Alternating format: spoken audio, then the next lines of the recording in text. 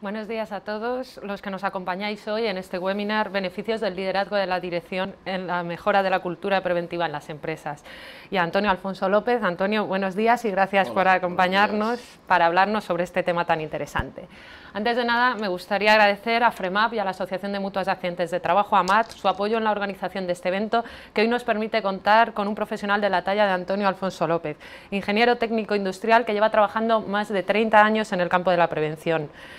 Antonio, desde 1977 hasta 1995, prestó sus servicios profesionales en FREMAP hasta ocupar la dirección del Departamento de Prevención en Aragón, La Rioja y Soria, y posteriormente la dirección general del Instituto de Ergonomía de Mafre hasta el año 2010. Actualmente desempeña su labor de consultor nacional de prevención de riesgos laborales en FREMAP. El webinar que hoy celebramos se enmarca en las acciones directas de divulgación de la prevención de riesgos laborales que COE está desarrollando a lo largo de este año 2015 con financiación de la Fundación para la Prevención de Riesgos Laborales. En este webinar vamos a tratar temas de liderazgo relacionados con la cultura empresarial y concretamente con la cultura preventiva. Para entender estos conceptos podemos acudir a su significado y a cómo los entendemos. Según el diccionario de la Real Academia de la Lengua Española, la cultura es el conjunto de conocimientos que permite a alguien desarrollar su juicio crítico. Basándonos en esto, podemos entender el concepto de cultura preventiva como el conjunto de modos de vida, costumbres y grado de desarrollo de contenidos relacionados con la prevención de los riesgos laborales en una sociedad. Si nos centramos en el ámbito empresarial, debemos incluir otro concepto, que es el de cultura empresarial. Existen muchas definiciones de cultura empresarial, pero la mayoría coinciden en entenderla como el conjunto de valores, tradiciones, creencias, hábitos, normas y actitudes interiorizadas que dan identidad y destino a una organización para el logro de sus fines económicos y sociales. Finalmente, el término liderazgo procede del término inglés lead, dirigir o guiar, y es la cualidad o habilidad social que posee una persona o un grupo de personas con capacidad, conocimiento y experiencia para dirigir a otras personas. Hoy en día la importancia de la prevención de riesgos laborales está generalmente admitida y es prácticamente indiscutida. Hablar de prevención ya no es una novedad, llevamos muchos años tratando estos temas. Este año 2015 se cumplen 20 años de la aprobación en España de la Ley 31/1995 de prevención de riesgos laborales, nuestra actual Ley de Prevención y de la reglamentación posterior.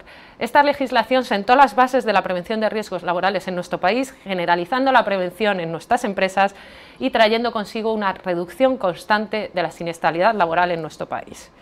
También es generalmente admitido que la cultura preventiva debe ser parte de la cultura empresarial, más allá de la visión legalista de la prevención de riesgos laborales. Por otra parte, la Declaración de Seúl sobre Seguridad y Salud en el Trabajo del año 2008 establece un marco de referencia para consolidar una cultura preventiva y lograr una mejor calidad de vida laboral. Esta declaración reconoce que la gestión de la prevención de riesgos laborales debe estar inmersa en una cultura empresarial.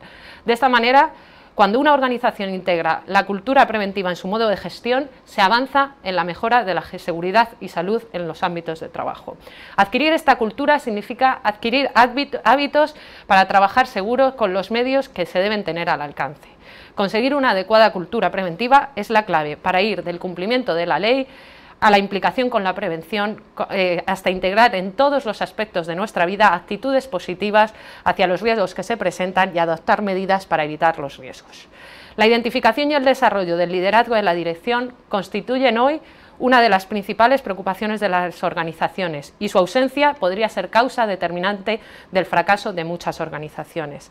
La implicación real y activa de la dirección en la prevención de riesgos laborales es una garantía de éxito en la generación de cultura preventiva en todos los miembros de la organización, lo que a la postre queda reflejado en una reducción constante de la siniestralidad laboral.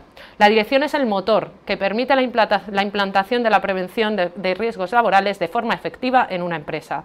Para ello se deben dejar de lado creencias que hacen ver la seguridad y la salud en el trabajo como una barrera para la consecución de los objetivos empresariales y conocer el conjunto de beneficios que una adecuada gestión preventiva lleva para una empresa. Para finalizar, quería hacer referencia al lema de la OIT para el Día Mundial de la Seguridad y salud del trabajo, en el trabajo de este año, que celebraremos el próximo 28 de abril y que es: únete a la construcción de una cultura de la prevención en materia de seguridad y salud en el trabajo. Desde COE queremos poner en valor esa cultura preventiva y el papel de la dirección como factores claves de éxito empresarial. Sin más, Antonio, cuando quieras, comienzas con tu exposición, que estamos deseando escucharte. Muchas gracias, Elena. Pues buenos días. Yo lo primero que tengo que hacer es agradecer, lógicamente, a COE, que a través de AMAT, la Asociación de Mutuas de Accidentes de Trabajo, nos ha invitado a participar en este webinar y, en la medida de lo posible, transmitir algunas de las ideas que estamos manejando desde hace algún tiempo relacionado con este concepto de liderazgo como herramienta fundamental para no solo la mejora de condiciones de trabajo, sino que muchas veces estamos leyéndolo un poco al revés también. De alguna forma, cómo el liderazgo afecta a las condiciones de trabajo y cómo las condiciones de trabajo afectan al liderazgo. Yo voy a tratar de exponer brevemente, en el tiempo que tengo asignado, cuáles son las ideas que estamos manejando y que nos ayudan a colaborar con empresas que están, creemos, en punta de lanza con estos conceptos. He resumido en este esquema el programa que intentaré seguir con los diferentes puntos que me gustaría tratar en el tiempo que vamos a compartir esta mañana.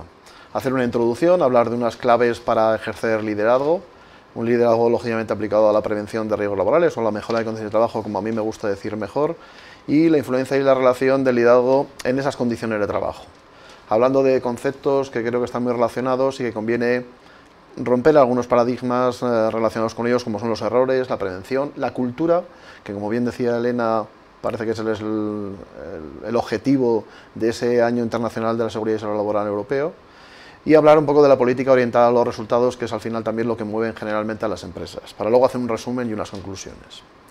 Lo primero, y como introducción, a mí me gusta señalar un aspecto importante que me sorprendió mucho cuando lo leía, porque de alguna forma rompía algunos de los conceptos que habitualmente tenemos en las empresas relacionados con lo que es el trabajo y cómo lo percibe y cómo lo vive los trabajadores. Entiendo como trabajadores tanto los que están en primera línea en sus actividades o tareas, como aquellos que dirigen, organizan y tutelan ese trabajo.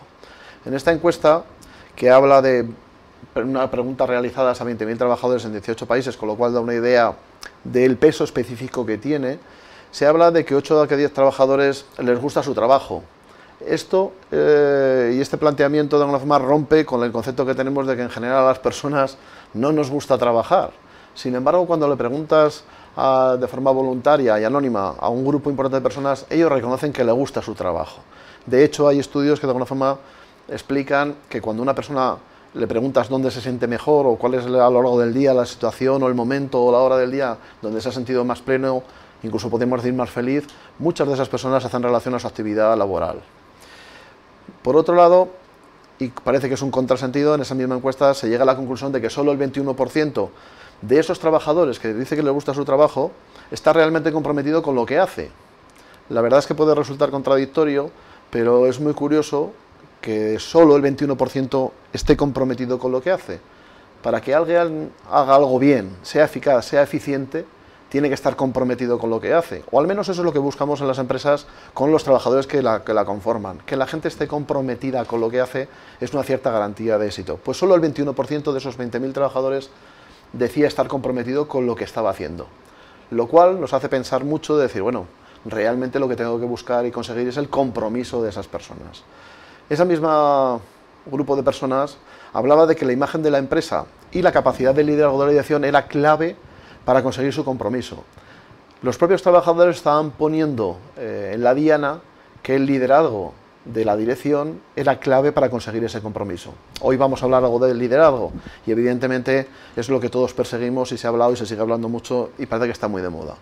Y por último, en esa encuesta decía que solo el 28% de esos trabajadores cree que la dirección está realmente comprometida con su bienestar y su desarrollo. Y esto enlaza mucho con ese concepto de seguridad y salud laboral, condiciones de trabajo, prevención de riesgos laborales. Si solamente un tercio de las personas que están trabajando piensan que a la dirección le importa su bienestar, su seguridad y su salud laboral, quizá haya que pensar que esa es una parte importante para que la gente tenga compromiso con su trabajo.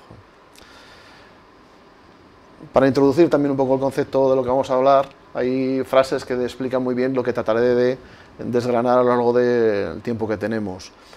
Si buscas resultados diferentes, tendrás que hacer algo diferente.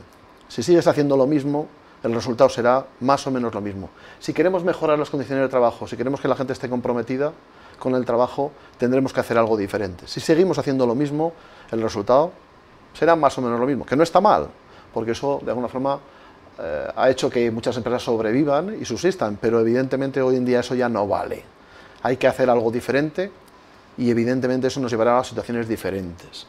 Por otro lado, cualquier proceso de mejora, dado que siempre se nos ha vendido que hay que mejorar, pasa necesariamente por un cambio. Y cambiar no es fácil.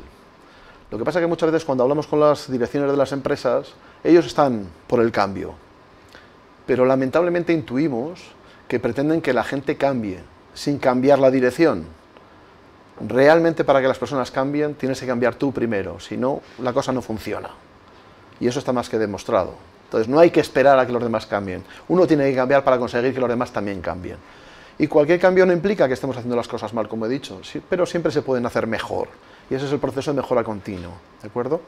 El éxito de un cambio depende básicamente de la voluntad con que se acepta ese cambio. Esa voluntad hay que ganarla y por lo tanto hay que luchar para conseguir esa voluntad.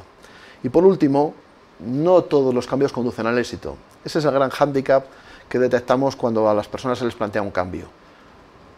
Correr un riesgo no es algo que a la gente le agrade, no se agrada a ninguno y por supuesto nadie te garantiza que un cambio te vaya a conducir al éxito. Y ese es uno de los escollos que muchas veces nos cuesta de alguna forma vencer, ¿no? El intentar de alguna forma garantizar en la medida de lo posible que el cambio va a tener un cierto éxito.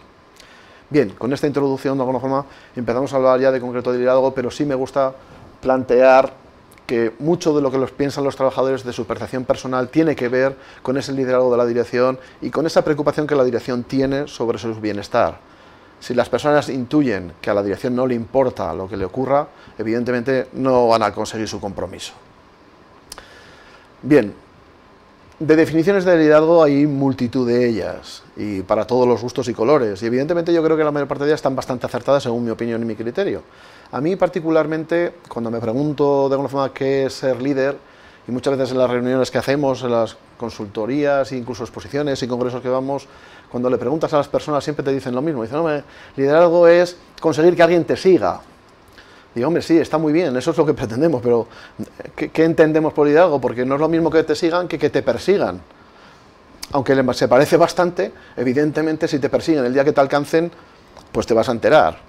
Y liderazgo sí es verdad a quien te sigue, pero eso no lo significa todo. A mí me gusta mucho esta definición que les pongo, en el sentido de que el liderazgo es la capacidad, sobre todo, de comunicar. Hoy en día la comunicación, y no solamente los medios de comunicación, sino cómo se comunica y qué se comunica, es fundamental. Y si alguien quiere ejercer liderazgo, tiene que saber comunicar. Y comunicar no es solo hablar, y no es solo escribir, y no es solo transmitir imágenes. Comunicar es algo más. Y a todos nos vienen a la cabeza líderes de todos los tiempos en que una de las cosas que les caracteriza a todos por igual es que han sido buenos comunicadores. Muchos de ellos sin hablar, otros hablando, pero la mayor parte de ellos haciendo. Y ese es el quid de la cuestión. ¿Y a quién comunican? Lógicamente a un grupo de personas. Tú quieres liderar a un grupo de personas, tiene que haber un grupo, pero hay que tener en cuenta una cosa, el grupo te hace líder, tú no te haces líder, te hace líder los que te siguen. El grupo al que de alguna forma estás liderando te hacen líder, tú no te puedes hacer líder. Un aspecto importante que hace que la gente te siga es la otra palabra que señalo en esta definición, las emociones. Las personas seguimos a otras personas que nos crean emociones, emociones en positivo, desde luego.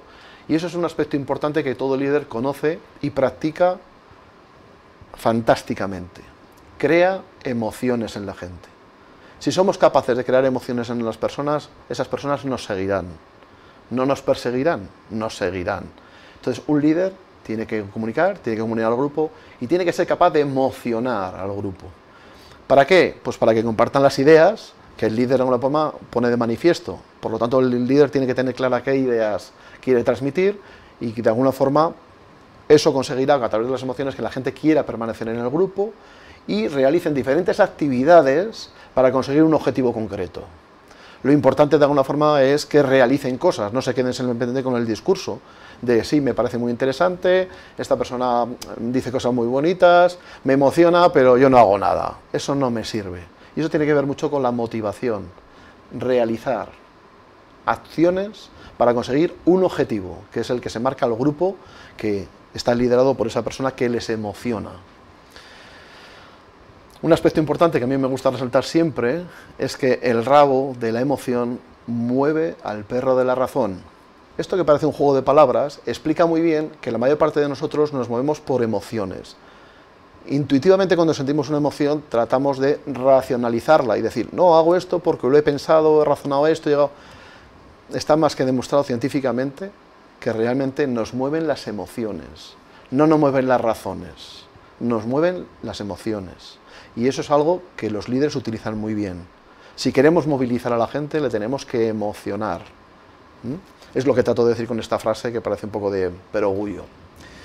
Bueno, y las claves para ejercer el liderazgo, un directivo, yo supongo que si vendieran en algún comercio la cajita esta, como venden de los viajes y los juegos, y pusiera liderazgo, sería un éxito de ventas, si realmente fuera eficaz. Pero al final es lo que queremos todos, incluso en nuestra vida privada. ¿No nos gusta dirigir a través de ese liderazgo a otras personas? ¿No lo hacemos en algún caso? ¿No nos lo hacen también en algún caso, aunque no nos demos cuenta? Todos tenemos grupos de amigos que salimos los fines de semana a comer, a cenar, a tomar unas cervezas, y todos observamos que en ese grupo siempre hay uno o dos que se llevan el gato al agua, que hacemos lo que ellos dicen, pero no porque me lo manden, sino porque yo quiero hacerlo. Sería cuestión de fijarnos cómo lo hacen, porque aprender de los mejores es lo que tenemos que hacer para mejorar, ¿no? Y un directivo, ¿qué es lo que tendría que hacer? Pues lo primero es hacer bien lo que ha decidido hacer. Tiene que tener claro lo que ha decidido hacer. Y tiene que tener claro, tan claro como que ha decidido hacer, lo que ha decidido no hacer. Y eso no ocultarlo, tiene que ser transparente. En el tema de seguridad y salud laboral hay cosas que se pueden hacer para evitar los riesgos y hay cosas que no se pueden hacer para evitar los riesgos y tenemos que convivir con ellos. Pues dejar claro, blanco sobre negro, si me permitís la expresión, qué he decidido hacer y qué he decidido no hacer. No se puede partir de la idea de que los riesgos no existen, no se puede partir de la idea de que en mi empresa todos los riesgos están controlados, porque eso las personas sabemos que no es posible. Intuitivamente entendemos que eso no se puede lograr. Hay que dejar muy claro qué hay que hacer, qué voy a hacer, lo que voy a hacer lo voy a hacer lo mejor que pueda, y lo que no se puede hacer, decir, mira, esto no se puede hacer. Y habrá que convivir y buscar otras opciones y otras opciones. ¿Cómo? Esa es la pregunta un poco del millón, ¿no? Al final siempre las preguntas es lo sustancial de lo que estamos hablando y diciendo. Pues primero con su comportamiento. ¿Qué es lo que hago? No es tan importante lo que digo como lo que hago, porque las personas están mirando lo que hago, no lo que digo. Lo que digo puede tener un cierto impacto inmediato, pero al final, si eso no coincide con el comportamiento, nos quedamos con el comportamiento. No, es que la salud de las personas de mi empresa, dicen los directivos, es muy importante. Sí, sí, pero luego ves las decisiones que toman y no tienen en cuenta ese concepto, con lo cual las personas van a esa estadística que decíamos al principio, ¿no? ¿Les preocupa realmente mi bienestar? Y dicen, bueno, dice una cosa pero hace otra. Porque lo que está claro es que lo que le interesa a mi jefe me fascina. ¿Le interesa mi bienestar? Pues eso es lo que a mí me fascina, eso es lo que me emociona. Y asumiendo ciertos riesgos, como hemos dicho. Realmente hay que asumir que vivimos en una sociedad de riesgos, y el trabajo tiene riesgos. Muchos de ellos se pueden eliminar, otros se pueden controlar, pero otros hay que convivir con ellos e intentar que esos riesgos no se materialicen en lo que llamamos accidentes. Además, entender que el formalismo no prepara para lo imprevisto. Muchas veces intentamos hacer seguridad y salud laboral poniendo muchas normas, muchos procedimientos, pero ¿yo puedo prever todo lo que puede pasar? Mi respuesta al menos es que no puedo prever todo lo que puede pasar. El formalismo prepara para determinadas cosas, pero para otras no sirve, no sirve. Uno se pregunta, ¿no? ¿El comportamiento afecta a los resultados? Para mí la respuesta está clara. El comportamiento de las personas afecta al resultado que se obtiene en la organización, ya sea una empresa, ya sea tu actividad privada, tu comportamiento. Y estamos cegados por el resultado, que no por el comportamiento. Y no nos damos cuenta que lo que genera el resultado son los comportamientos. Entonces, ¿seguimos a quien nos crea emociones, de acuerdo con esa definición que he dado? ¿Y cómo hacerlo? Sería la pregunta. Dice, oiga, ¿a mi jefe le fascina lo que... O sea, ¿me fascina a mí lo que le preocupa a mi jefe? Sí, ¿le preocupa mi salud? Porque si yo intuyo que no le preocupa, no me va a crear una emoción, no lo voy a seguir. Y mi comportamiento seguirá siendo el mismo de siempre. No voy a cambiar de comportamiento.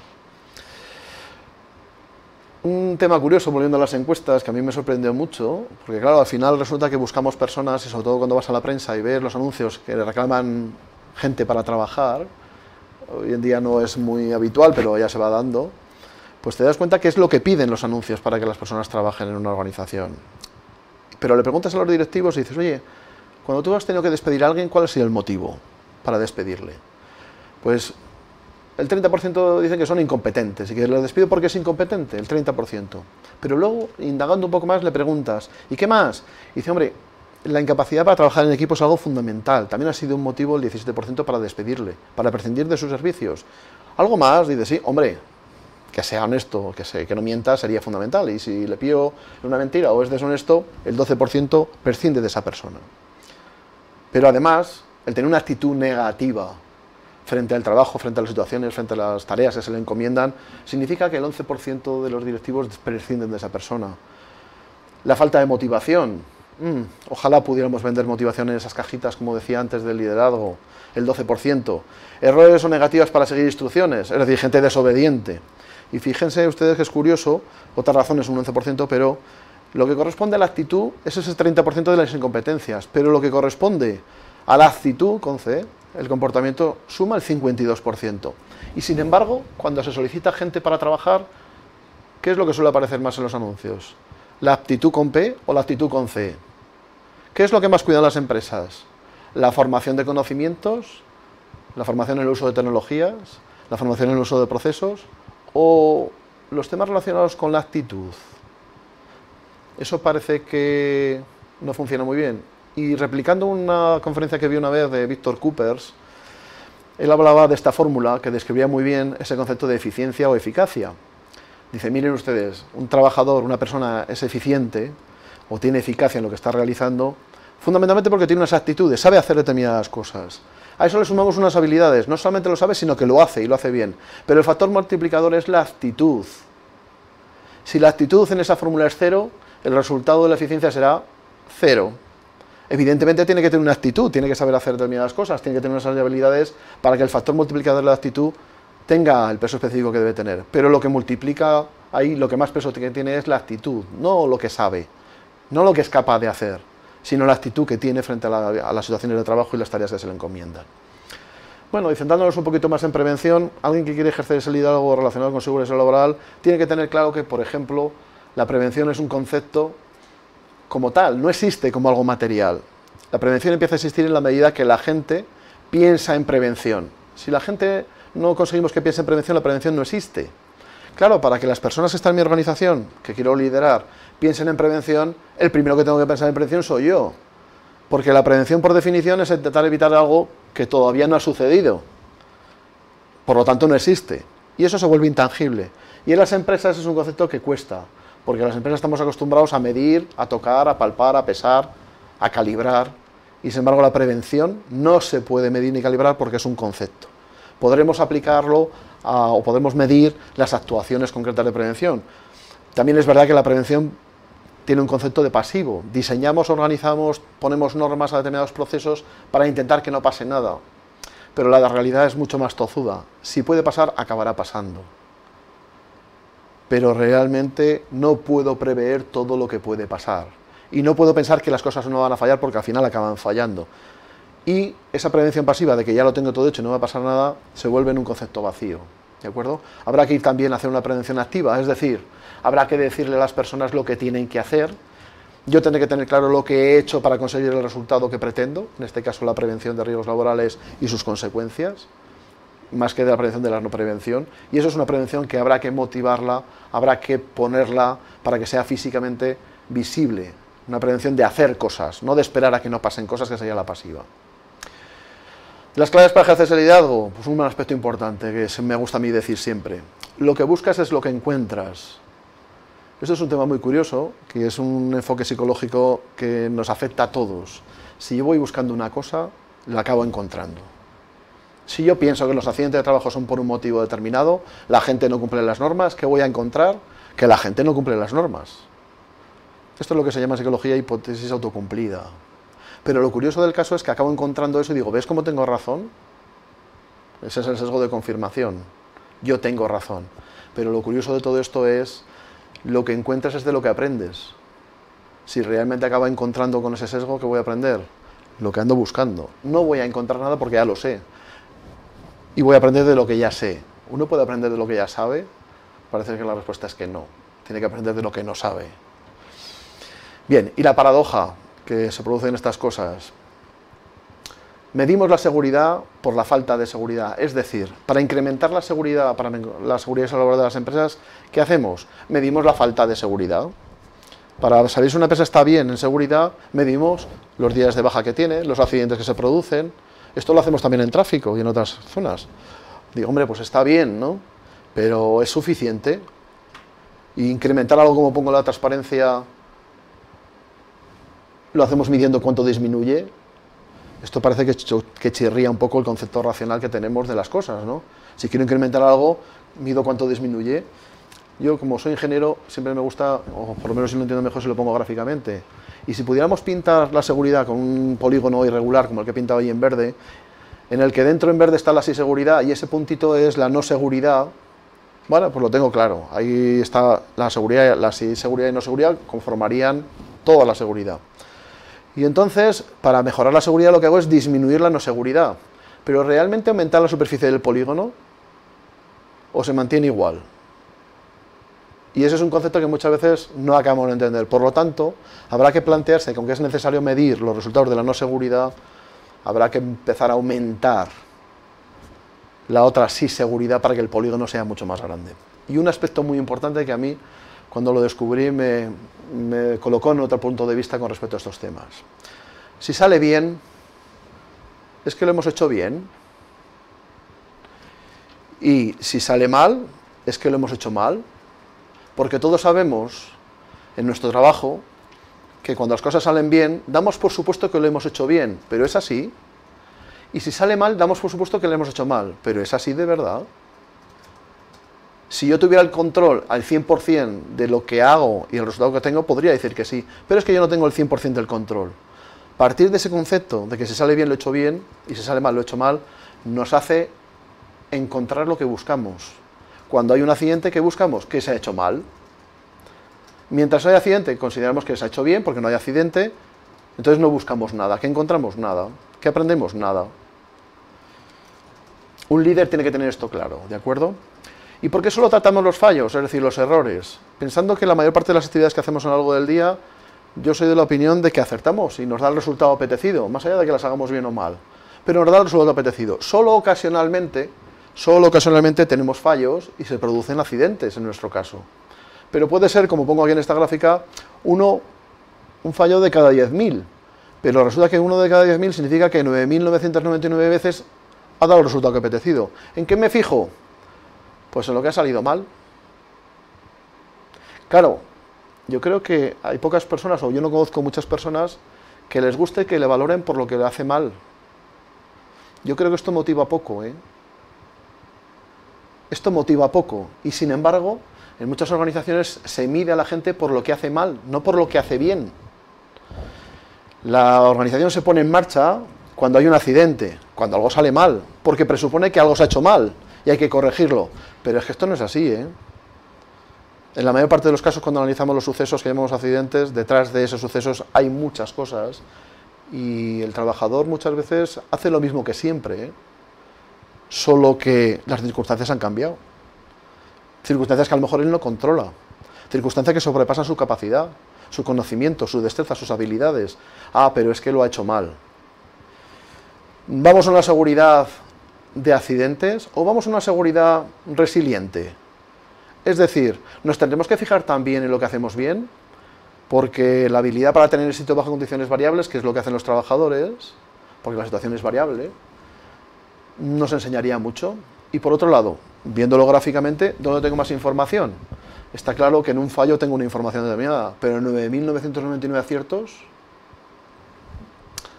Y un aspecto importante, ¿quién conoce esos 9.999 aciertos? Porque el fallo todos nos enteramos, ¿verdad? Sobre todo cuando es un accidente que no se puede ocultar. Pero ¿y los aciertos? ¿Alguien los conoce? ¿Alguien los gestiona? ¿Sirve para aprender? Un líder tiene que tener claro este enfoque, ¿eh? Bien, por otro lado, la gestión en las empresas, evidentemente, tiene un rango de eficacia, ¿de acuerdo? El sistema de gestión de prevención de riesgos laborales acabó diciendo que nunca sobrepasará ni mejorará el sistema de gestión general de empresa, es decir, es un techo de cristal. Si yo trato de gestionar bien la seguridad laboral o la prevención de riesgos laborales, chocaré siempre con ese techo de cristal. ¿Cómo se está gestionando la empresa? Una empresa que se gestione, vamos a decir, bien, la gestión de la salud podrá ser bien, en algún caso regular, pero nunca mala. Mientras que si la gestión de la empresa es regular, la gestión de la salud nunca será buena. Será regular o tirando a mala. Y si la gestión de la empresa, como globalmente entendemos, es mala, la gestión de la salud será mala. Y no hay más vuelta de hoja. Por eso cuando comentaba Elena que de alguna forma la seguridad se tiene y la cultura preventiva se tiene que integrar en la cultura general, sí, pero nunca la va a mejorar, nunca la va a sobrepasar, ¿eh? Si la cultura general es una, la cultura de prevención estará siempre a ese nivel o por debajo, nunca por encima, ¿vale? Bien, este es un aspecto interesante porque de alguna forma cuando se valora la gestión de una empresa, habitualmente solo se valora o normalmente se valora solo con la gestión puramente económica, resultado económico, resultado financiero, crecimiento. Pero en algún caso se podría valorar la salud de la gente para ser un parámetro más a la hora de ver si la gestión de la empresa es buena, es aceptable o no. ¿Se incluye este concepto? Eso es lo que yo no tengo claro, por lo menos no he descubierto en las muchas empresas que conozco. Realmente no es un parámetro que se incluya dentro de, oiga, vamos a gestionar a ver si nuestra gestión es buena o mala. Oye, el rendimiento económico, el cash flow, el no sé qué, el rendimiento del accionista, la penetración en el mercado, lo que queramos, vale. No he visto nunca que aparezca la salud de la gente. Yo no lo he visto nunca, es posible que existan, ¿eh? Bien, con esa definición que les comentaba, claro, uno tiene que tener claro cuáles son los objetivos. Y los objetivos, de alguna forma, en prevención de riesgos globales, yo los agrupo en tres grandes bloques. Los objetivos legales. Oiga, hay que cumplir la legislación. Es un objetivo que hay que tenerlo claro y hay que cumplir la legislación, que para eso, de alguna forma, se está legislando y para proteger un derecho y un bien, como es la salud de las personas en el trabajo. Y es un objetivo muy loable. Hay que cumplir la legislación. Pero, ¿eso afecta a la productividad? Un objetivo sería también, de alguna forma, plantearse que con los temas relacionados con los riesgos laborales, la seguridad laboral, afecta la productividad, solo de forma directa intuimos que sí. Entonces, ¿sería otro objetivo? ¿Y en qué medida los técnicos de prevención acaban entendiendo que su actuación tiene efecto en la productividad? Y sobre todo, ¿acaba la organización percibiendo que la acción de los técnicos de prevención afecta a la productividad? La verdad es que mi experiencia es bastante negativa en ese sentido. Estamos muy centrados en determinadas cosas y no acabamos de entender que es un sistema que cualquier actuación en una parte del sistema afecta al resto. Es un aspecto importante. Oiga, ¿y los aspectos humanitarios? Hombre, es que una empresa, te dicen, no puede considerar los aspectos humanitarios. Cuando empiezan a decirte eso, te están diciendo ya una pauta de lo que es la cultura. Que una empresa no tiene en cuenta los conceptos humanitarios con relación a sus trabajadores. Es lo que usted me está diciendo. No, no, hombre, yo no quiero decir. Es muy importante. Oiga, y usted cuando hace algo, piensa también en ese objetivo. Y todo eso es la salud de la empresa. Cumplir la legislación, los aspectos productivos y de rendimiento, esos aspectos humanitarios. Todo eso conformaría esos tres grandes bloques con los matices que queramos poner en cada uno de ellos para medir la salud de la empresa. Pero cuando te miden la salud de la empresa, habitualmente, ¿qué dato se da? Este que dicen los americanos que llaman bottom line, ¿no? Al final de los papeles de la contabilidad, el último párrafo, la última columna, abajo a la derecha, aparece un número. Si está en rojo, tiene una buena salud. Si está en rojo, tiene una mala salud. Si está en negro, es que tiene una buena salud. Solo importa eso. En muchos casos, no digo que en todos, ¿eh? Bien, ¿y qué factores motivan a las personas en el trabajo? Pues tradicionalmente uno piensa que el dinero. Es verdad que todos trabajamos por dinero, pero solo por dinero. Yo siempre cuando digo esto a todo el mundo, sí, yo por dinero, si no tuviera dinero no trabajaría. Digo, vale. Claro, yo les hago la siguiente pregunta, ¿estarías dispuesto a hacer cualquier cosa por dinero? Hay quien me contesta que no. Hay quien me contesta que depende de cuánto dinero estamos hablando. Y hay quien contesta directamente que sí, que estaría dispuesto a hacer cualquier cosa por dinero. Claro, a esos que dicen que sí, les hago una propuesta que no van a aceptar. Al contrario de lo que hacía en la película del Padrino, una propuesta que no va a poder rechazar, yo les hago una propuesta que no van a poder aceptar. Y entonces, claro, dicen, no, eso no. Digo, bueno, ¿trabajamos por dinero? Sí, pero no solo por dinero. No solo nos motiva el dinero. A mí me viene a la cabeza algún deportista de estos de élite que cobran, no sé, una barbaridad de dinero a la semana, al día, a la hora. Cuando te salen estos datos a mí me sorprende muchísimo. Y luego de pronto, al cabo de 2 meses, 3 meses, sale en la prensa deportiva que el tal deportista que cobra ese dinero está triste, está apático, no está motivado. Y dices, pero con el dinero que tiene, ¿cómo no va a estar motivado? Pues hay algo más que se nos escapa a las organizaciones, en las empresas. Oiga, ¿y las relaciones son importantes para que la gente esté motivada en el trabajo? ¿Tener unas buenas relaciones? Yo conozco mucha gente que cuando ha tenido oportunidad, hoy en día menos, ha cambiado de trabajo porque las relaciones que tenía con sus compañeros, con sus jefes eran malas. Oiga, el salario no, el salario estaba muy bien. Oiga, y las vacaciones no, estaba muy bien. Pero es que, macho, me llevo de mal con mi jefe. Hay estudios por ahí que cuando valoran a las personas que abandonan una empresa, le preguntan por qué abandonan la empresa, muchos de ellos dicen que es por la mala relación que tienen con sus jefes. Claro, si puedes cambiar, si no, habrá que hacer otra cosa. Y la realización personal, esto que se ha dicho, hombre, evidentemente sí es verdad lo que decíamos al principio de la encuesta, en el sentido de que a la mayor parte de la gente, el 80 y tantos %, le gusta su trabajo, pues si le gusta su trabajo y le dejan hacerlo como a él le gusta, eso os motiva mucho. Cuando uno hace algo que le gusta, le genera una motivación fantástica. Déjale que haga lo que le gusta.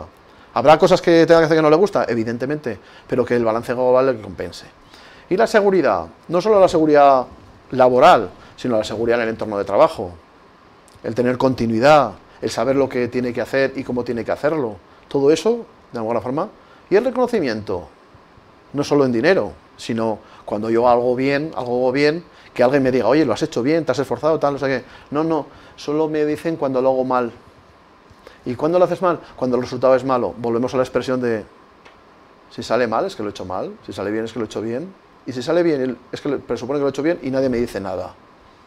La cosa no funciona. ¿Y la salud? Yo suelo preguntar en estos casos, dice, bueno, ¿y la salud? ¿Para ti es importante la salud?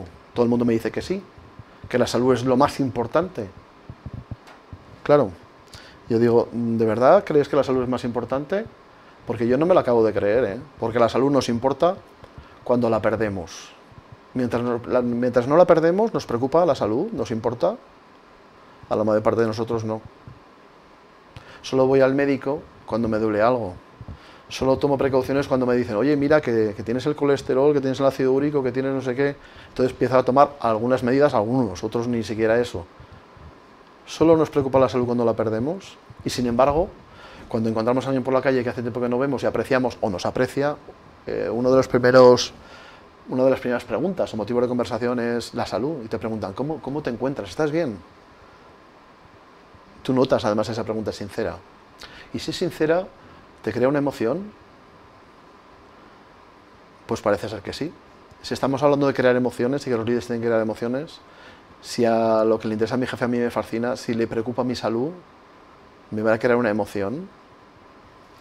Claro, uno se pregunta, de alguna forma, con ese concepto de salud, un aspecto importante que yo lo suelo comparar con el tema de la alimentación. Y trato de relacionar salud y trabajo. La alimentación, en una primera etapa, lo que trata es que los alimentos nos alimenten, nos nutran, nos ayudan a sobrevivir, igual que el trabajo, que lo que busca es que las personas podamos subsistir. Sin trabajar es difícil subsistir, salvo algunos casos. Entonces podríamos comparar en una primera etapa los alimentos y su función con el trabajo y su función. Pero en una segunda etapa, los alimentos además queremos que sean sanos, es decir, no solamente que nos alimenten, sino que no nos provoquen daños, que no estén contaminados, que de alguna forma sean sanitariamente aceptables, y por eso buscamos la cadena de frío, tal, no sé qué. Y en el trabajo, lo que buscamos es un trabajo sin riesgos, que básicamente es lo mismo que queremos con los alimentos, que no tengan riesgos. Pero hay una tercera etapa que estamos viviendo ya, que es la de los alimentos, que no solamente nos nutren, no solamente son sanos, sino que nos ayudan a mejorar nuestra salud. Y nos están vendiendo que hay un alimento que te baja el colesterol, otro que te controla la presión sanguínea, otro... O sea, no solamente me alimenta, no solamente es sano, no me hace daño, sino que además mejora la salud. Y en el trabajo, además de que me ayuda a sobrevivir, además de que no tenga riesgos, me ayuda a construir la salud. ¿El trabajo puede ayudar a construir la salud? Y eso es una pregunta que tendremos que hacernos, pero que depende de eso que explicaba Elena al principio, de la cultura de la organización. ¿Realmente estamos ayudando a construir la salud de nuestra gente? Porque si estamos ayudando a construir la salud de nuestra gente y la gente lo percibe así, ¿les emocionará? ¿Me seguirán? ¿Estarán más comprometidos y por lo tanto serán más eficaces en lo que hacen?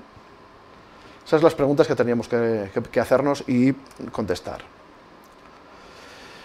Bien, motivación y actitud van relacionadas y eso es algo que buscan los líderes y que todos buscamos. Es que la gente no está motivada, es que ese parece que es la piedra filosofal. La motivación y la actitud, ¿de acuerdo? En los temas relacionados con el liderazgo hay algo que a mí me parece sustancialmente también importante y es cómo un líder gestiona los errores. Estamos en una sociedad que los errores se castigan y se pagan muy caro. Y eso es algo que va en contra de lo que pretendemos para motivar a la gente. Los líderes, todos los que conozco yo al menos, esto lo gestionan también muy bien. Gestionan la comunicación, pero gestionan los errores de forma fantástica. No practican lo que tenemos en nuestra cultura en gran parte heredada de los romanos. Cuando los romanos, y estaba el César sentado ahí en su trono como un dios, recibía un mensajero para anunciarle que habían perdido una batalla, la respuesta del César era muy clara. Le decía el escribiente allí, escriba usted que tal fecha, tal no sé qué, hemos perdido la batalla tal. Y a continuación decía, ya que le corten la cabeza. Oiga, que yo solo he venido con la noticia, yo no tengo, pero que le corten la cabeza. Quien comunica los errores, lo paga, ¿eh? En nuestra sociedad está estigmatizado y lo paga, se le castiga. Conclusión, ¿la gente comunica los errores? La respuesta es no, en la mayor parte de los casos. Un líder tiene que gestionar eso. ¿Y por qué? Porque los errores no se pueden negar, los errores existen. Y hay de aquel que no comete errores, porque si no comete errores no aprende. Por otro lado, la prevención tiene que reducir la probabilidad de error, pero nunca esa probabilidad será cero. Nunca. Y tiene que asumir que eso es así. Y la buena prevención tendrá que asumir que es, produciendo esos errores, intentar que no tenga consecuencias. Esa es la prevención y es la gestión que tiene que hacer alguien que lidera la seguridad y salud laboral relacionada con la prevención, la seguridad en el trabajo. Y este es un concepto que parece sencillo, pero que no estamos acostumbrados.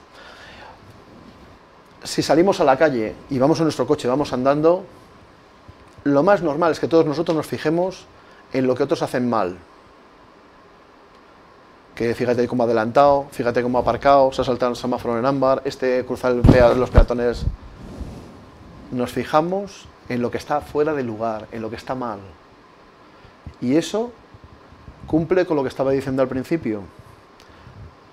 Lo que busco es lo que encuentro, y de lo que encuentro es de lo que aprendo. Solo veo cosas mal, y digo, si salen mal, es que lo he hecho mal. Eso no es así, la mayor parte de las veces. Entonces, los puestos de trabajo no son aquellos que la gente que comete pocos errores, sino son aquellos puestos de trabajo que mejor se detectan y se corrigen, y se recuperan los errores que se producen. Eso es un aspecto muy importante. Las personas que estamos trabajando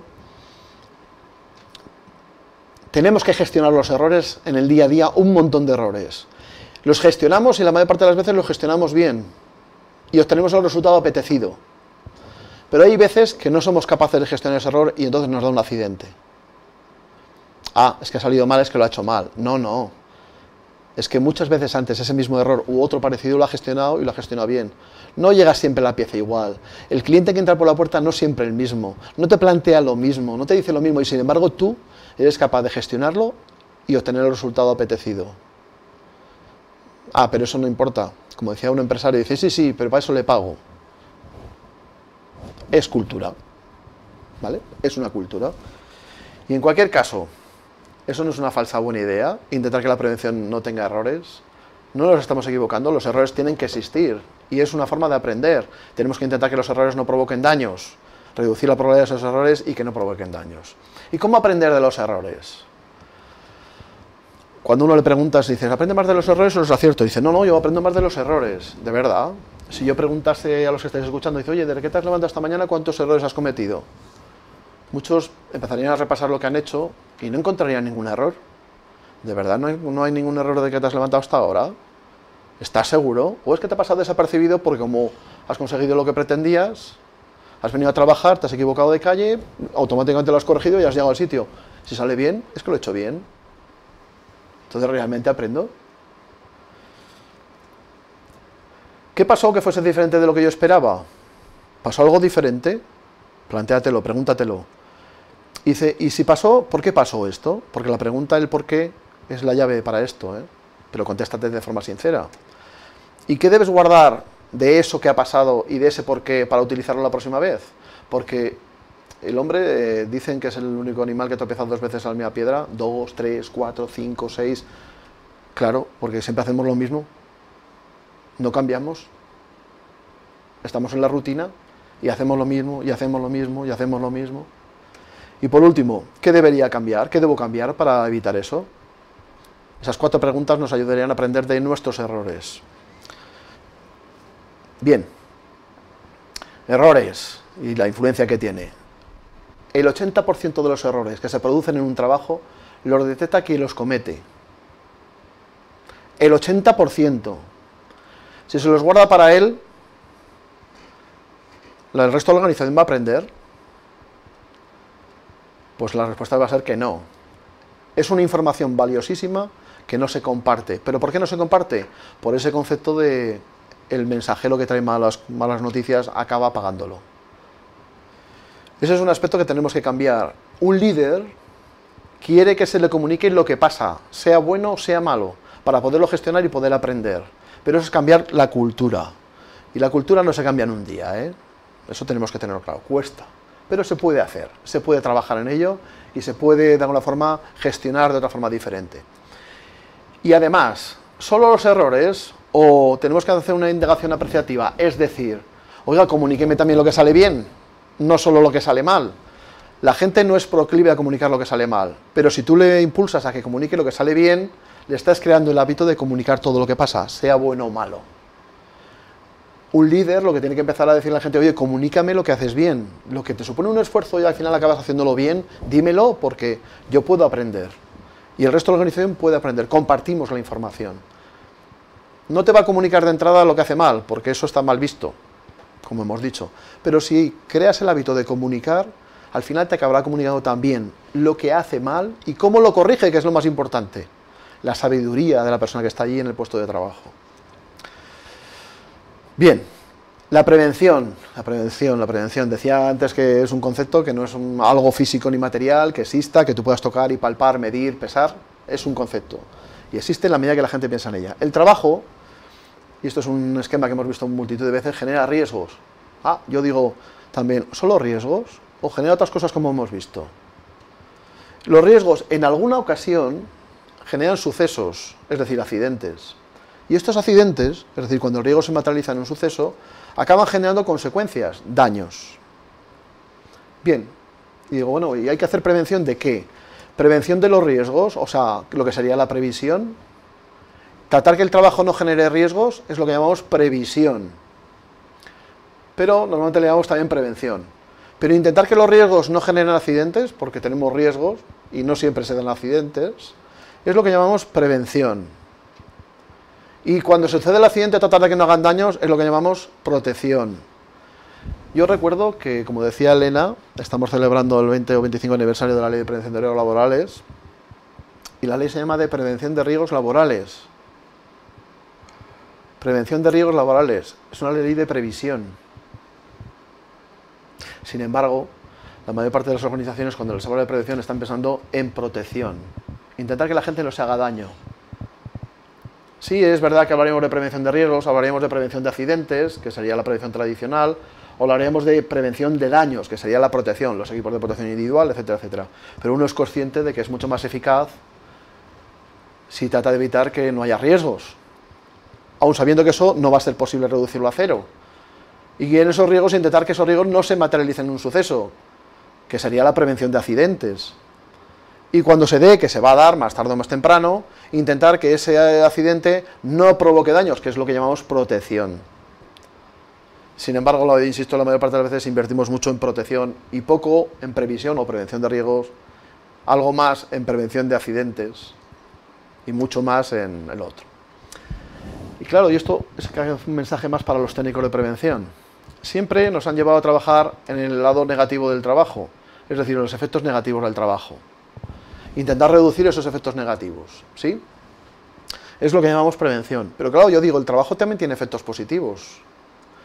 Esos efectos positivos, como puede ser la participación, como puede ser la integración, como puede ser el reconocimiento, los gestionamos desde prevención, porque al final las personas cuando trabajamos hacemos un balance entre lo negativo que tenemos que hacer porque no nos queda otro remedio y entre lo positivo que nos motiva.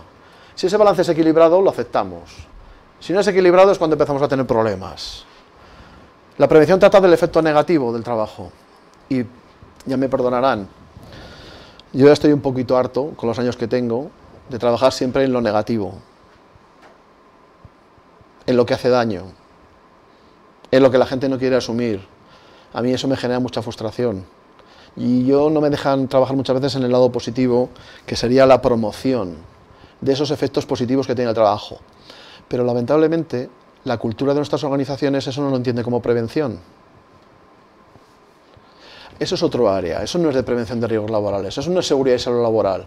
¿Realmente estás construyendo la salud de tu gente, intentando que no se hagan daño o ayudándoles a crecer en ese concepto de salud?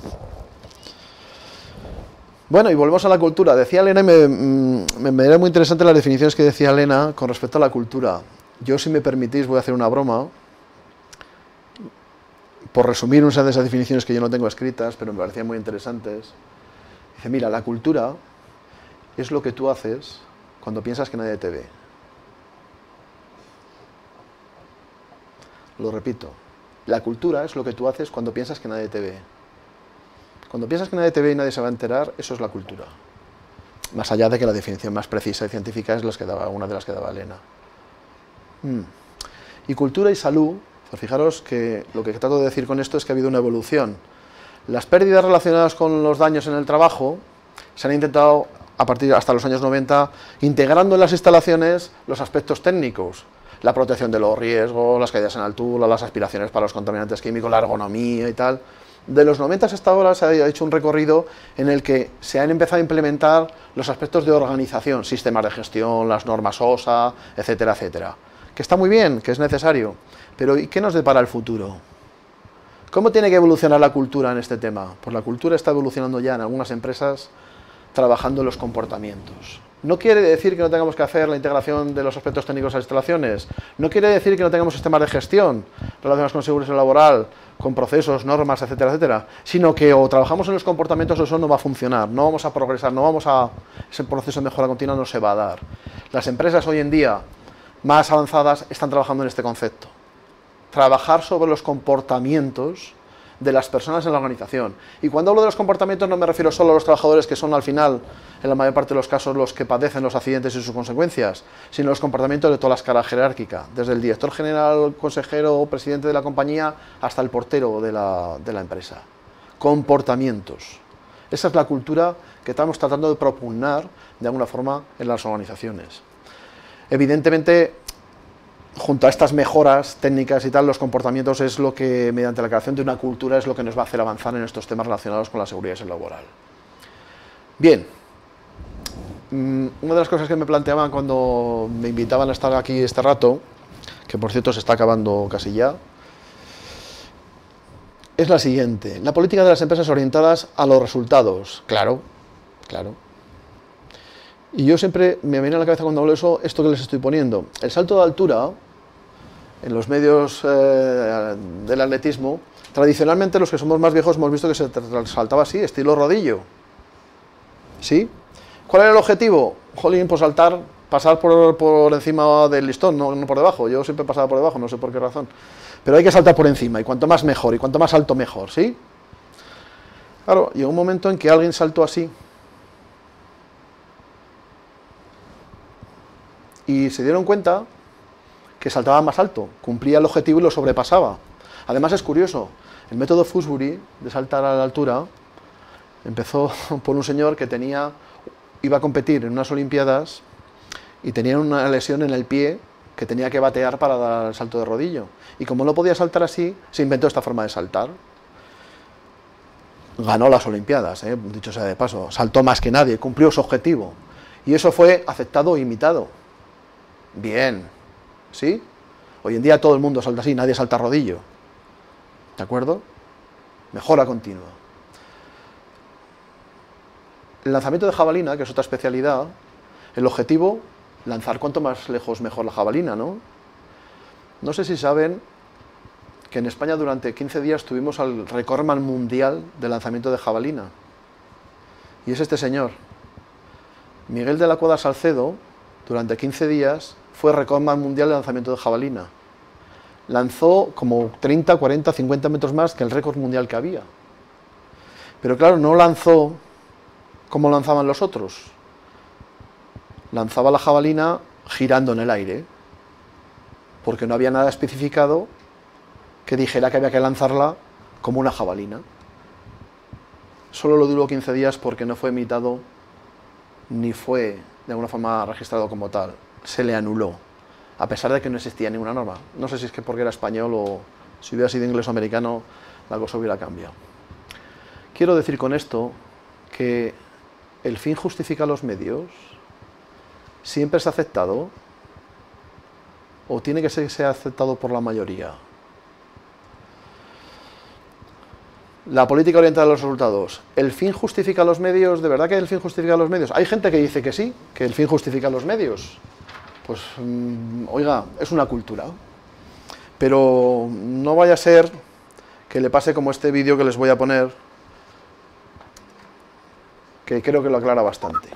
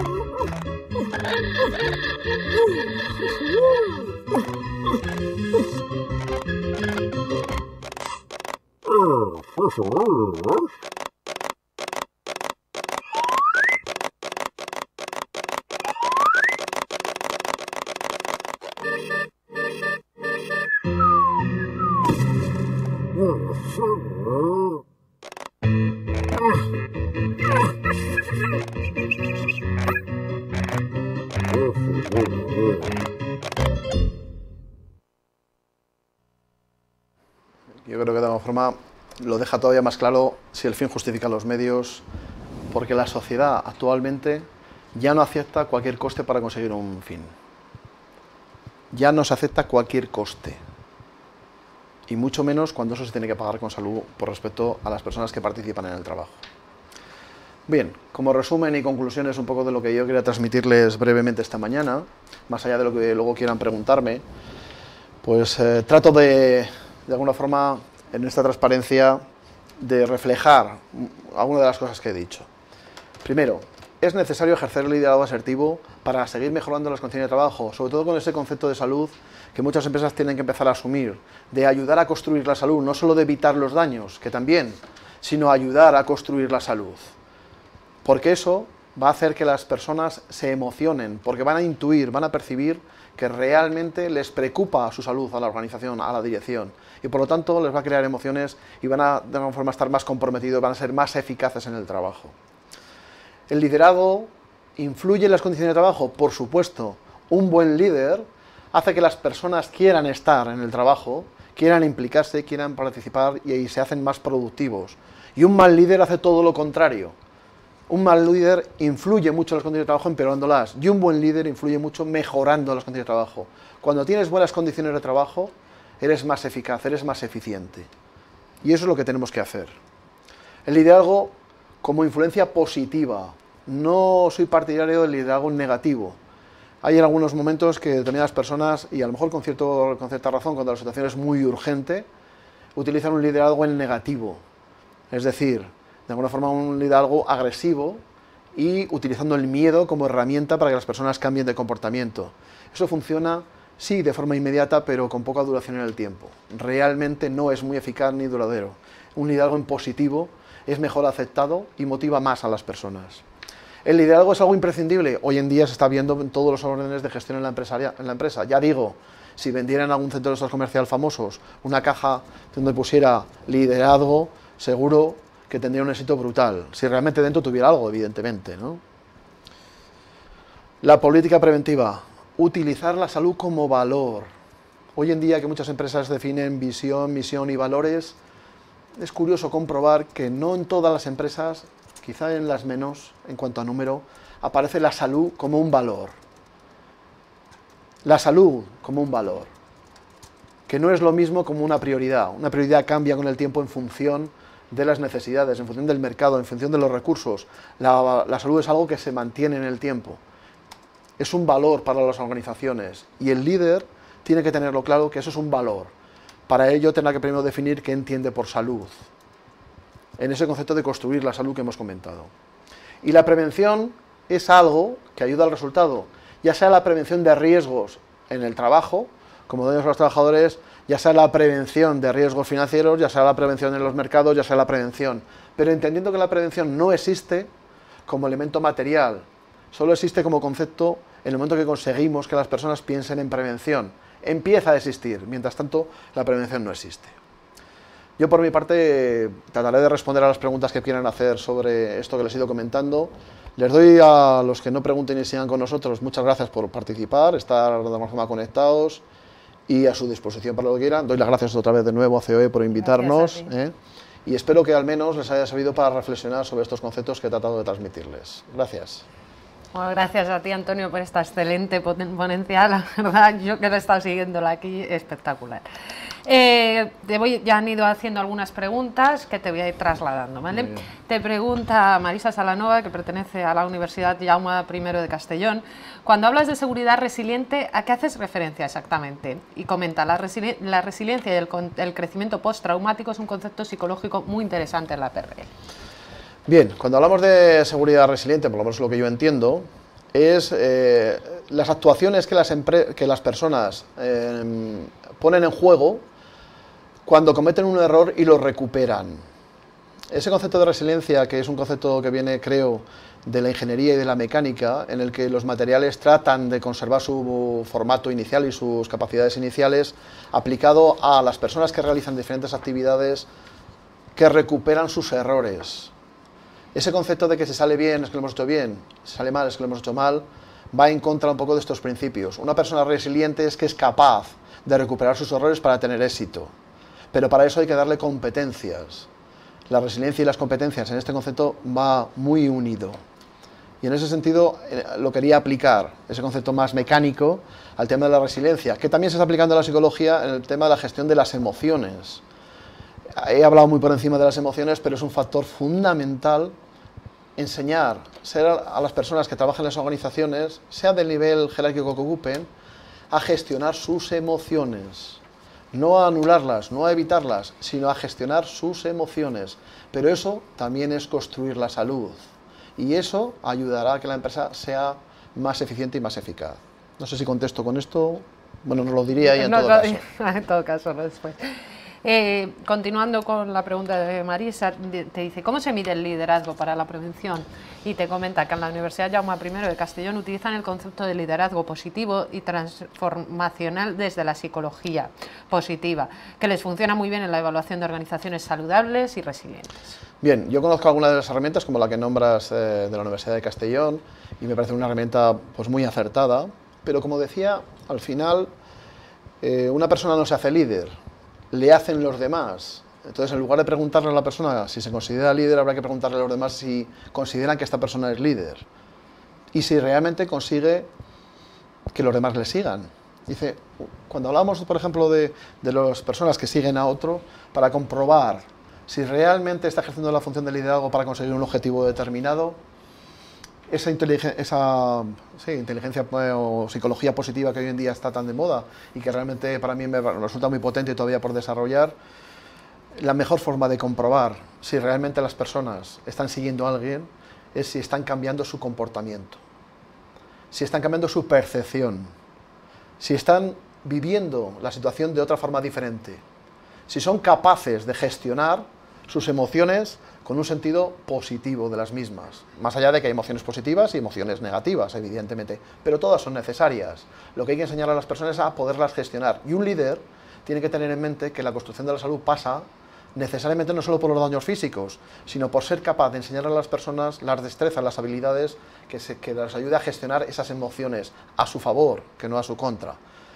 Lo que es la psicología positiva, que yo creo para mí de alguna forma es un avance sustancial con la psicología que había hasta este momento, en el que la psicología solo trataba los efectos negativos, es decir, la gente que tenía patología. Hoy en día dice, oye, ¿por qué no tratamos y fomentamos, como yo decía en el tema del trabajo, los aspectos positivos? No solamente tratar los negativos, fomentamos los positivos. Eso está aplicado un poco en ese concepto que yo explicaba de ese equilibrio, en esa altera que yo ponía de negativo y positivo. La psicología promociona los aspectos positivos. No solamente evita los negativos, que es la psicología tradicional, sino los positivos. Y hay herramientas, pues por ejemplo la que yo conozco, esta de Castellón, me parece una herramienta bastante acertada, pero yo creo que todavía debe haber más herramientas adaptadas a cada organización. No hay una herramienta, creo, universal, sino que cada organización tendrá que adaptar esa herramienta para, de acuerdo con su cultura, ver sobre todo la evolución, no tanto el valor absoluto de la cultura que tiene, sino la evolución de esa cultura. Y ese es el aspecto más importante. Yo creo que no hay un valor absoluto de referencia en este tema de la cultura saludable, sino que hay que medir la evolución. Y quizá tengamos que empezar a medirlo y medirlo cada cierto tiempo después de realizar determinadas actividades, a ver cómo ha evolucionado esa cultura, para ver si realmente tenemos una cultura saludable. Continuamos con la siguiente pregunta. Dice, entiendo que el líder positivo en PRL tendría que tener un enfoque positivo de promoción de la salud y no solo de prevención de los riesgos. ¿Tú qué opinas? ¿Cómo se puede desarrollar esto en las organizaciones actuales? ¿Qué crees que se necesita para este desarrollo? Bien. Bueno, la verdad es que las preguntas tienen su miga y son más motivo de un curso entero que de lo que estamos haciendo aquí, pero bueno, trataré de dar alguna pincelada. Una de las personas que por definición tiene más responsabilidad en las organizaciones con respecto al tema de prevención de riesgos laborales es el técnico de prevención. Y claro, cuando a mí los técnicos de prevención me lo preguntan y dicen, hombre, nosotros que deberíamos tal, le digo, vamos a ver. A ti la pregunta que tendríamos que hacerte como técnico de prevención es la siguiente. Tú te han dicho en tu organización que tienes que evitar los accidentes de trabajo y las enfermedades profesionales y los daños. Sí, todo el mundo dice convencido. Pero vamos, en el fondo es que las provocas tú. Porque si no las provocas, ¿cómo las vas a evitar? Quien tenía que estar implicado directamente en evitar esos sucesos son aquellos que están directamente ligados al asunto, los que en el fondo provocan ese tipo de situaciones y provocan ese tipo de daños. Tú puedes ayudar y colaborar. Cambiar esa cultura es cambiar ese concepto y ese papel o ese rol que se le ha dado a los técnicos de prevención a las organizaciones, en que muchos de ellos en sus propias tarjetas de visita ponen responsable de prevención. Y les digo, oye, a mí eso me da mucho miedo, ¿eh? ¿Tú eres responsable de prevención de riesgos laborales de tu empresa? Sí, ¿de verdad que eres responsable? Eso es asumir que cualquier cosa que pase en tu organización que provoque daño a las personas, tú eres el responsable. Pero eso es así, hazte la pregunta.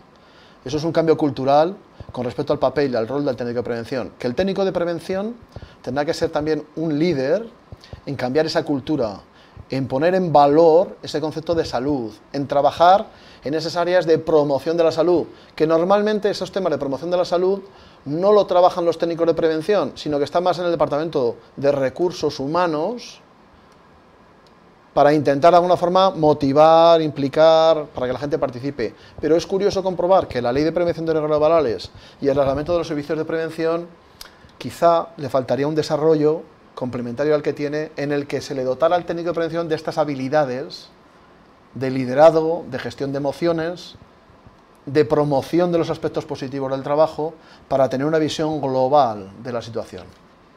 Esto no quiere decir que lo tenga que hacer el técnico de prevención, sino que tendrá que hacerse, y si me permitís la expresión, muy amigo, el técnico de prevención muy amigo de los que en el Departamento de Recursos Humanos gestionan esos aspectos de promoción de las cuestiones positivas del trabajo. Porque el uno sin el otro está demostrado que no funciona. Y además al técnico de prevención, pensando que la ergonomía bien entendida empieza por uno mismo, le genera mucha frustración trabajar siempre en el lado negativo del asunto. Entonces cuidemos primero al técnico de prevención, porque si él cambia, es muy posible que consiga que los demás también cambien. Si él no cambia, la situación no va a cambiar, como he dicho al principio de la charla.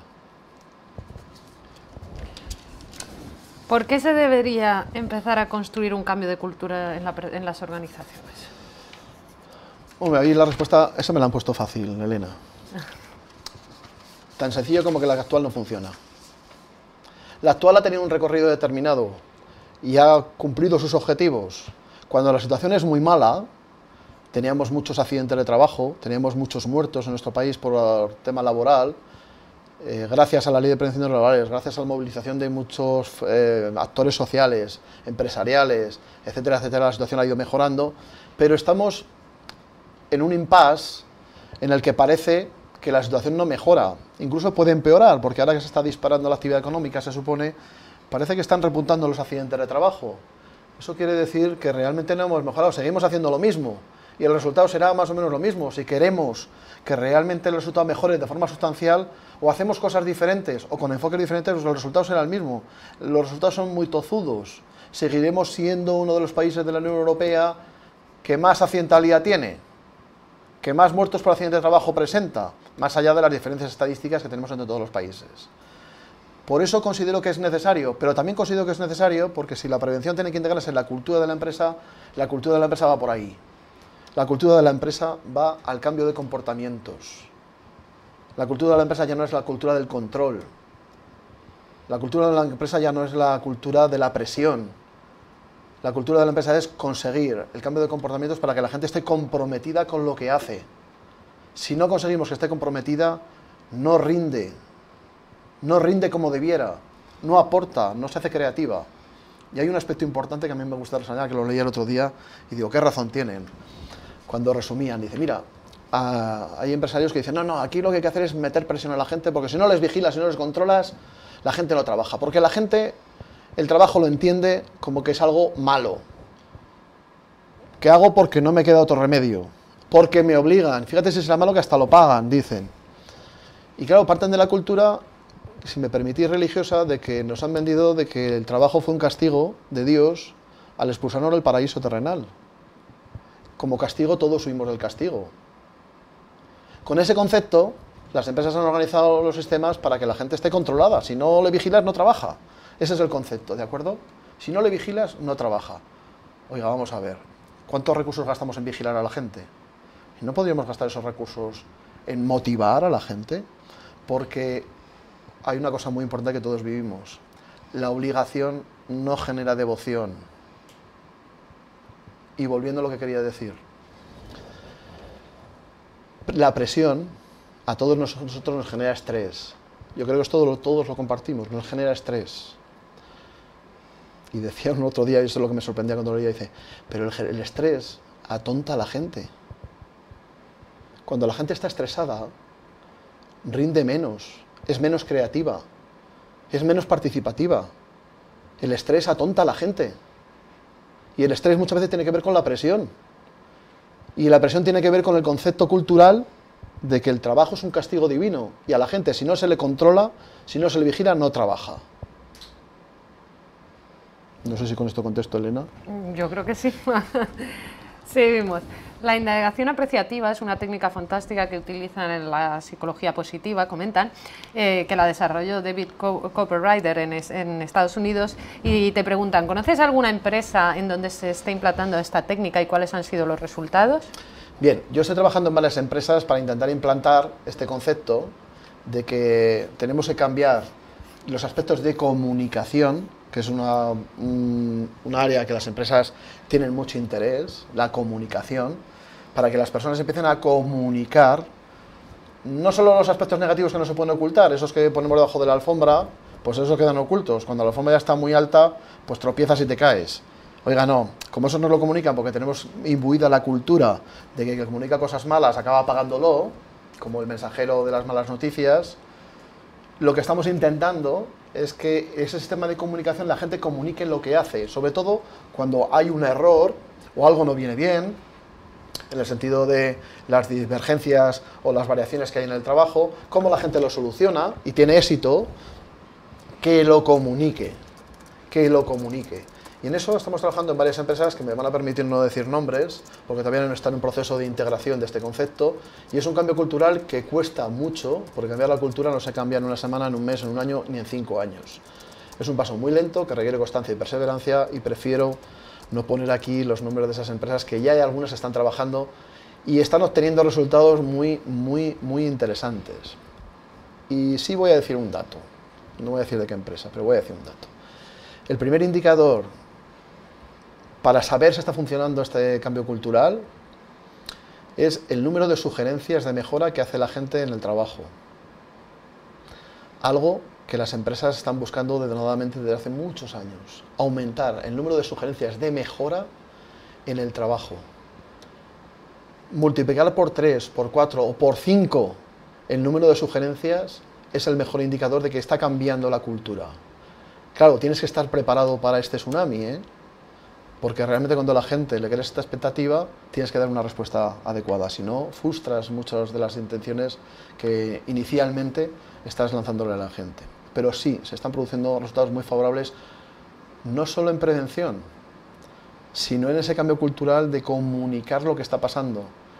Yo dudo mucho que algunos directores de empresa, por muy cerca que estén de los sistemas productivos, conozca todo lo que pase en un puesto de trabajo. Y la pregunta, ¿te interesaría conocer las cosas más importantes? Y dice, sí, ¿cómo puedo hacer eso? Pues trabaja esto. Trabaja la comunicación en esta integración en positivo. Pero no es lo que tenemos todo, porque todos tenemos la integración en negativo. ¿De acuerdo? Bien. Muy bien. Siguiente pregunta. ¿Qué crees que es necesario para que se ejerza un liderazgo en prevención con efectos positivos en seguridad y salud en el trabajo, tanto en directivos como en mandos intermedios, en técnicos de prevención, bueno, en todos los estamentos? Bueno, de alguna forma yo creo que lo que he ido desgranando y lo que he ido comentando en alguna de las respuestas también, uno tiene que tener claro cuál es el objetivo. Esto que en las empresas, y yo me resisto a nombrarlo, pero lo voy a tener que nombrar, esto que en las empresas se llama como la visión, dice, vamos a ver, en una empresa cuando tú le preguntas al director general cuál es la visión que tiene sobre la prevención de riesgos laborales o sobre la salud y seguridad laboral, lamentablemente la mayor parte de las veces no te dan una respuesta, o una respuesta coherente. Es decir, cuando a alguien le preguntas esto, y es el director general, el consejero delegado, ¿y usted qué visión tiene, dado que están hablando de la misión, visión y valores, qué visión tiene de la seguridad y salud laboral en su empresa? ¿Qué es lo que percibe? Porque si realmente tú no tienes esa visión, la gente no te va a seguir. Vas a andar como pollos sin cabeza y la gente se va a dar cuenta. Bien, la mayor parte de las veces la prueba del algodón, si me permitís la expresión que se hace, es cuántas palabras utiliza para definir la visión. Si utiliza más de 30 palabras es que no lo tiene claro. Se lo está inventando sobre la marcha. No digo que no sea importante para él, pero no lo tiene definido. 30 palabras. Si utiliza más de 30, empieza, no, lo que es la visión de la seguridad, la salud de la gente es muy importante porque claro, tal, no sé.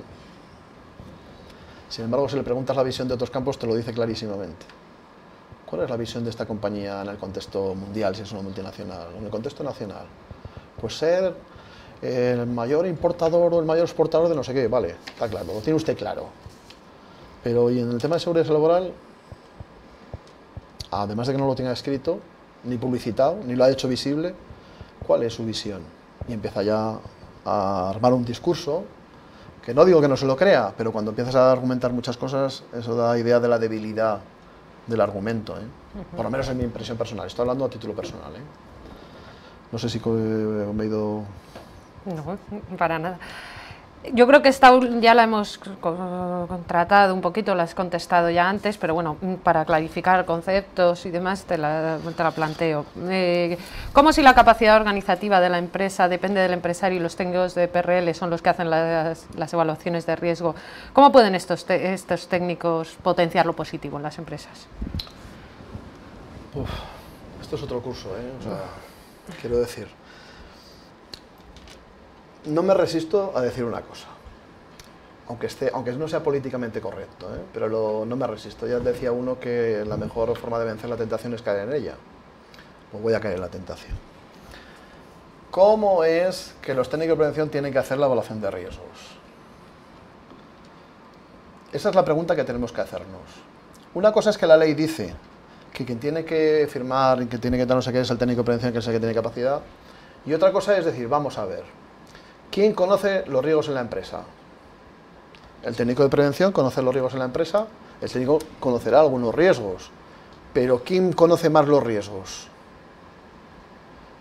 La pregunta de alguna forma tiene una respuesta muy clara, pues el que está allí trabajando, el mando directo, el trabajador, ese es el que conoce más los riesgos. Sí es verdad que la ley de prevención de riesgos laborales dice que para hacer la evaluación de riesgos el técnico contará con la opinión de los trabajadores, ya, sí.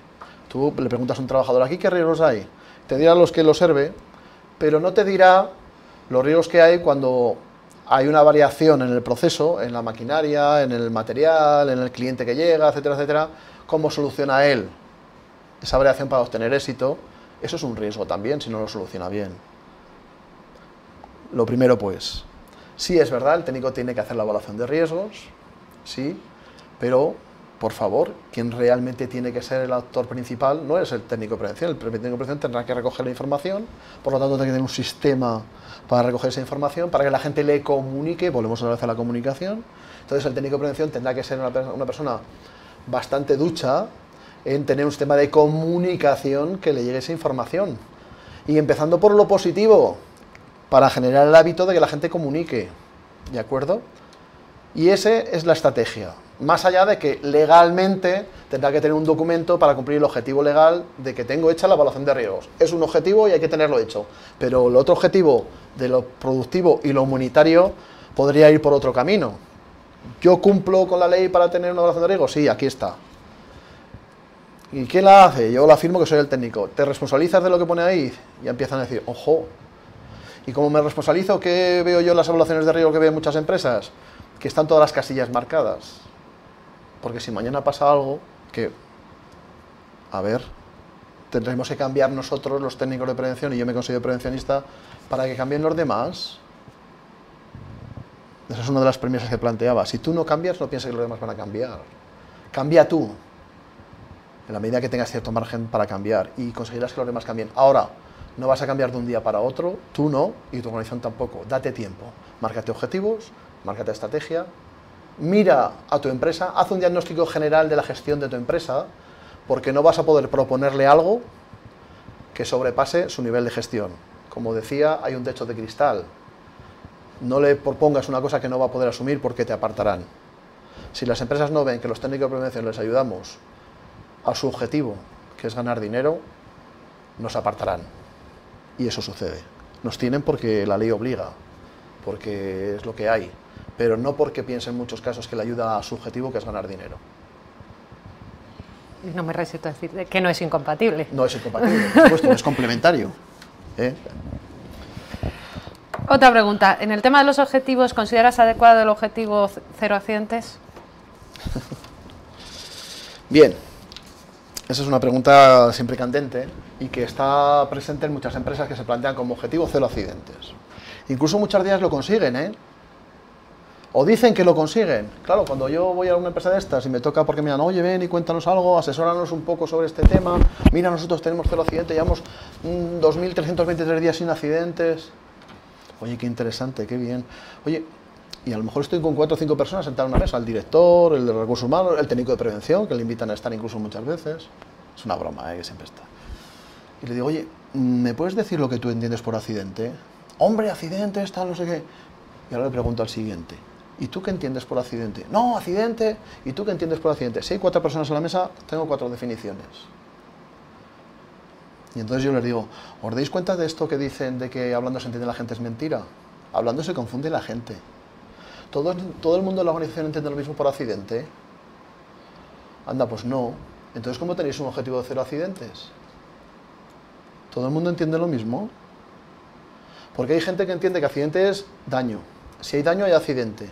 Si no hay daño, no hay accidente. No, en mi empresa tenemos incluso los incidentes. Incidentes que provocan daño. Sí, cuando van a botiquín o les atan no sé qué. Ah, pero ¿y si no hay daños, insisto, aunque sean sin baja, no hay accidentes? Es lo que me estás diciendo.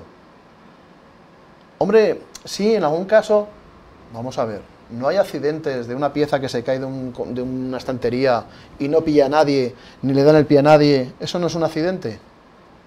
Hombre, pues sí, pero eso lo contabilizáis y lo registráis. ¿Vuestro sistema de comunicación registra eso?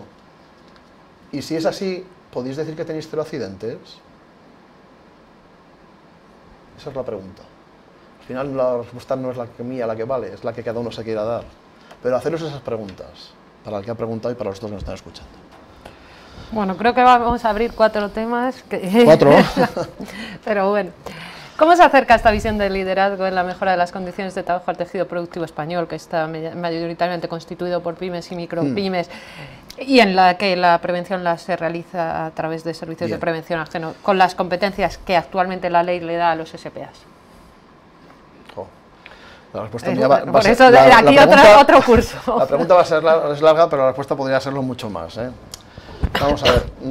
Una de las grandes ventajas que el tema de ejercer liderazgo tiene es que cuanto más próximo estás a la persona que quieres liderar, más impacto tienes. Las pymes tienen esa gran ventaja de que permitirme la expresión, el pymeman, es decir, el dueño del negocio, está allí como un trabajador más en muchos casos o haciendo las funciones de dirección y demás. Está muy cerca de donde se desarrolla la acción. Que no digo que no sea necesario que venga un servicio de prevención ajeno a hacer ese tipo de funciones, pero en el día a día, quien marca los comportamientos es el pymeman, ¿eh? No es el técnico de prevención que viene. El técnico de prevención que viene, sea de un servicio de prevención ajeno, sea de una sociedad de prevención, sea de lo que sea, hace lo que la ley obliga a hacer. Objetivo legal. Pero el objetivo productivo y el objetivo comunitario, que tiene que ver con los comportamientos, ¿quién lo marca? El que está ahí. Depende de la cultura del pymeman, será de una forma o sea de otra. Si él quiere ejercer liderazgo, para cambiar comportamientos, tendrá que aprender a ejercer liderazgo. Pero esto es algo que se enseña. Hay gente que piensa que ser líder se nace. Yo creo que hay gente que nace con unas cualidades determinadas que se van labrando a lo largo del tiempo, pero se puede aprender a ejercer liderazgo, y sobre todo este liderazgo asertivo, de alguna forma, y en positivo, con esa psicología positiva que estábamos comentando. Hay gente que enseña esto. Y puedes tener a alguien que te ayude a hacerlo y que te vaya diciendo qué es lo que tienes que hacer, qué comportamientos tienes que cambiar tú para que cambie tu gente. Si tú cambias de comportamiento y estás en una empresa que son 4 o 5, lo que le fascina a mi jefe, lo que le interesa a mi jefe me fascina. Si yo veo que mi jefe cambia, yo voy a cambiar.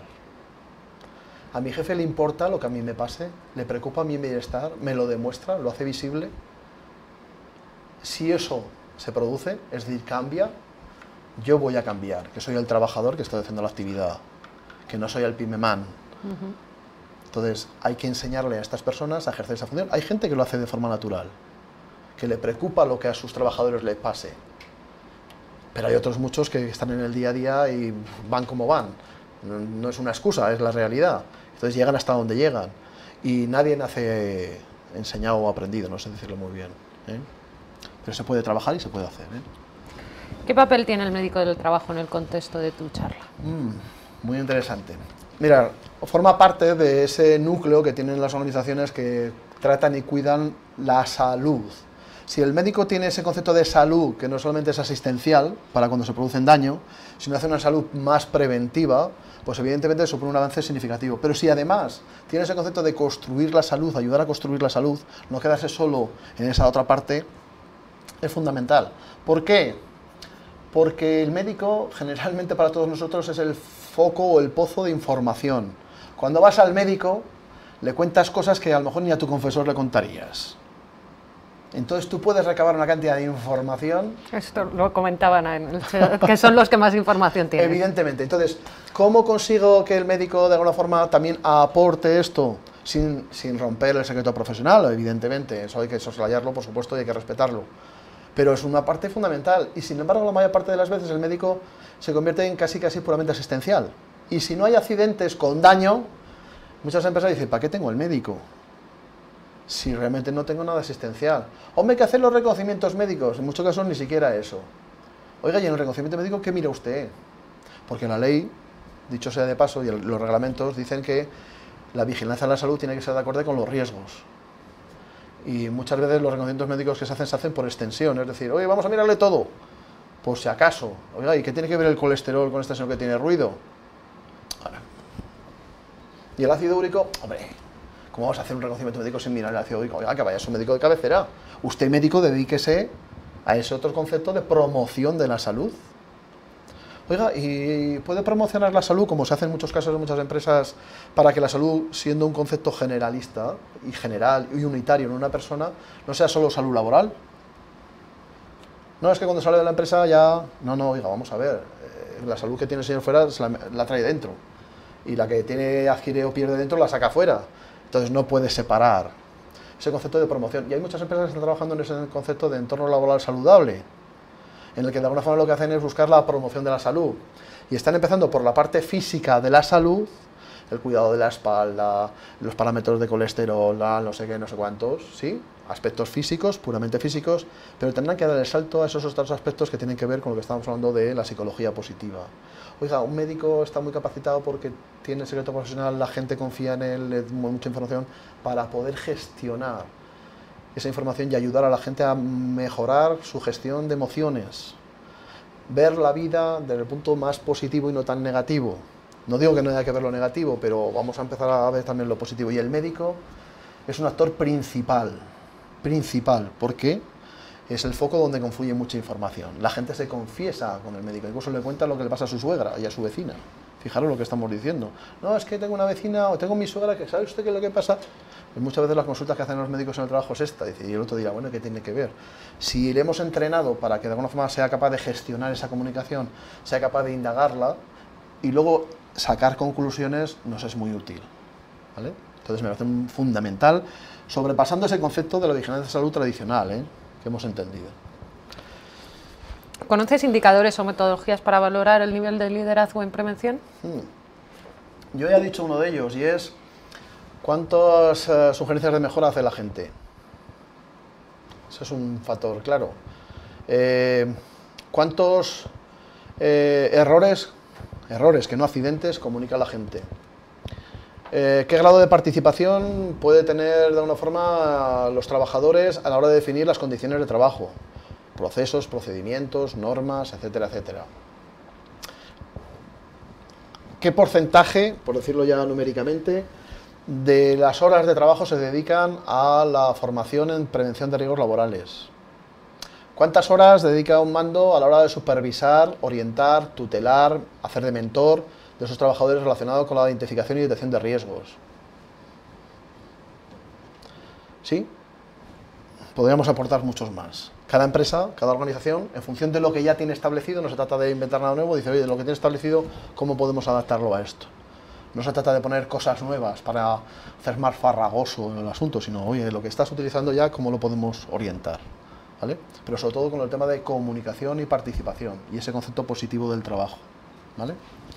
Incluso podríamos plantearnos, decir, oye, vamos a ver cómo está cambiando la percepción que los trabajadores tienen del trabajo. Eso se puede preguntar y se puede hacer un cuestionario bien dirigido, que para eso hay especialistas, para preguntar, oiga, ¿qué percepción tiene usted del trabajo? Evidentemente lo estoy resumiendo, pero habría muchas más preguntas relacionadas con esa percepción del trabajo, ¿vale? Finalmente, una pregunta, si no entra ninguna más, que dice, si la nueva cultura preventiva tiende a implicar al trabajador de forma activa en la prevención en la empresa, ¿qué papel desempeña el buen líder en este cambio de concepto en el que la prevención ya no es totalmente descendente, sino que engloba un componente activo por parte del trabajador? ¿Qué papel tiene el líder? Pues evidentemente ese cambio sustancial en la cultura de la organización, en la cultura relacionada con la prevención de riesgos laborales. Tú lo definías muy bien, en esa pregunta se decía, normalmente estamos acostumbrados a que sea descendente, y no estamos acostumbrados, ya no digo que sea ascendente, que debería serlo también, sino que sea incluso horizontal.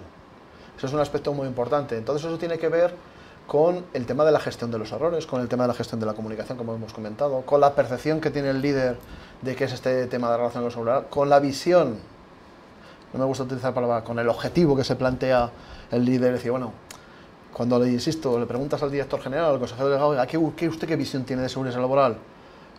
Es una pregunta más para que reflexione y la ponga en un papel, y eso le lleve a establecer una estrategia para conseguir ese objetivo que se plantea como visión dentro de su organización.